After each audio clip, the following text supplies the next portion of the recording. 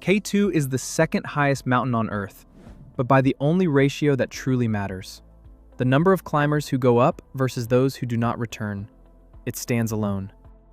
Historically, 1 out of every 4 climbers who reached the summit did not survive to tell the story. Even with modern gear and satellite forecasting lowering that risk to 10% today, K2 remains 3 times more lethal than Mount Everest. The reality of this hostile environment is that the extreme geography leaves zero margin for human error. This video follows the Abruzzi Spur, the route used by 80% of all climbers, using historical data to pinpoint exactly where and why human survival breaks down on this peak. Stage 1. Base Camp to Camp 1. The lower Abruzzi Spur begins on the Godwin-Austen Glacier and immediately rises through roughly 300 vertical meters of loose scree, rock ribs, and steep, mixed terrain before reaching the first established camp. Historical expedition records show this section carries fewer fatalities compared to higher stages, but it remains highly hazardous. Unlike Mount Everest, where the lower approach is a managed glacier path, K2 requires genuine technical climbing from the very first hour. Rockfall from the cliffs above Camp 1 is a constant danger throughout the season. Stones dislodged by climbers above, or by the daily thermal expansion and contraction of the rock face, fall without warning onto teams moving below. The statistical significance of this stage lies not in its death toll, but in what it establishes about the mountain's character. On K2, there is no easy section. Every team that has ever been defeated by this mountain passed through the lower spur on the way up. Every team that ever made the summit passed through it again on the way down.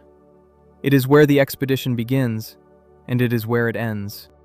Historical records compiled by the Himalayan database show that between 1954 and 2024, approximately 460 climbers reached the summit of K2. Of those, roughly 40 did not return. The lower spur alone accounts for a small but real share of that total, a fact worth holding in mind before the truly lethal stages begin.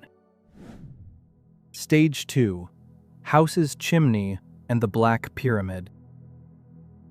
Between Camp 1 and Camp 3, the Abruzzi Spur passes through the sections that most clearly separate K2 from every other 8,000er with a standard route. House's Chimney is a near-vertical rock crack, first climbed without artificial aid in 1938 by American climber Bill House. Today it carries fixed ropes, but the exposure is: a fall here, at this altitude, in this cold, with a loaded pack, carries complete consequences.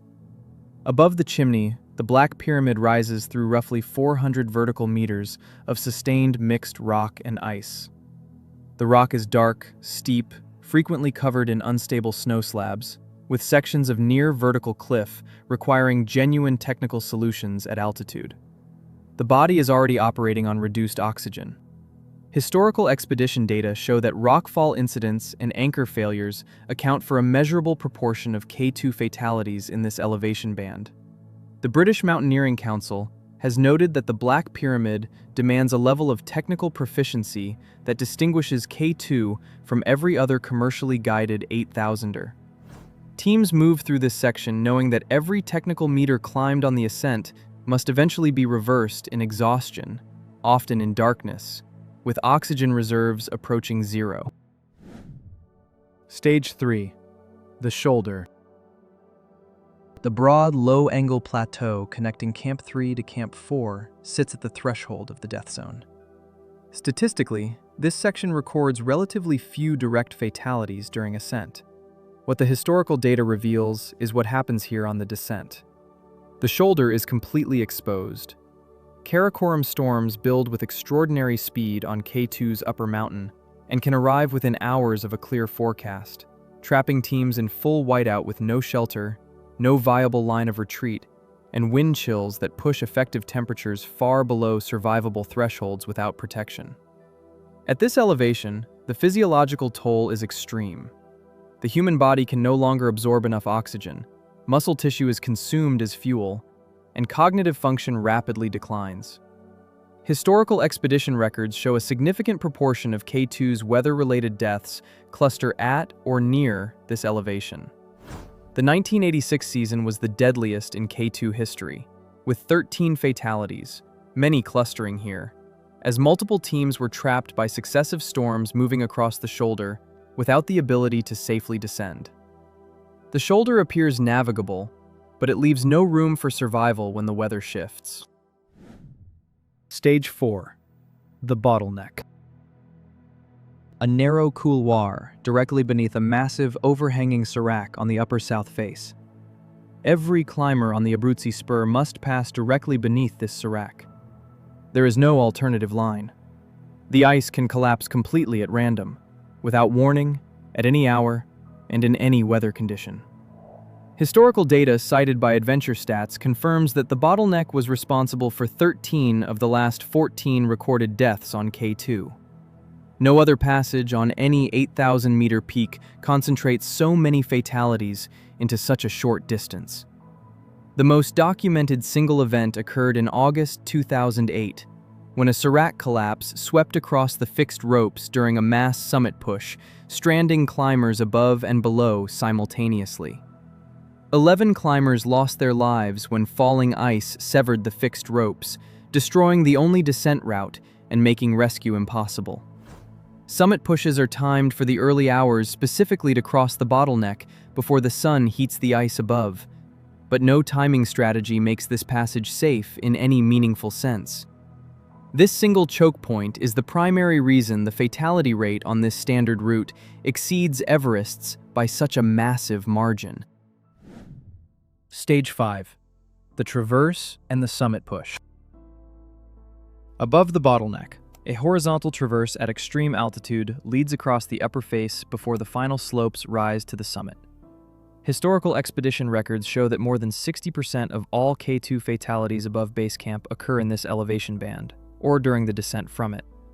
The causes are cumulative: severe oxygen depletion that supplemental systems cannot fully fix, weeks of accumulated exhaustion, and a rapid decline in mental clarity inside the death zone, and the irreversible nature of any error made on the descent of the bottleneck in failing light or deteriorating weather.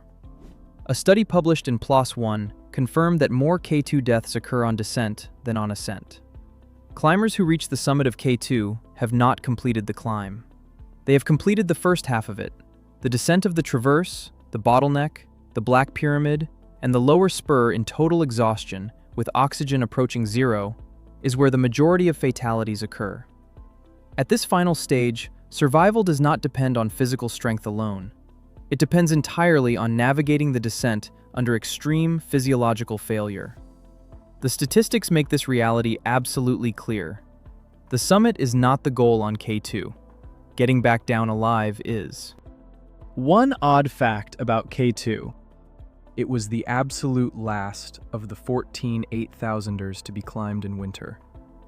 Despite decades of attempts by some of the world's elite high-altitude mountaineers, the first successful winter ascent did not occur until January 2021, when 10 Nepalese climbers reached the summit together, enduring temperatures that had forced every previous expedition to retreat.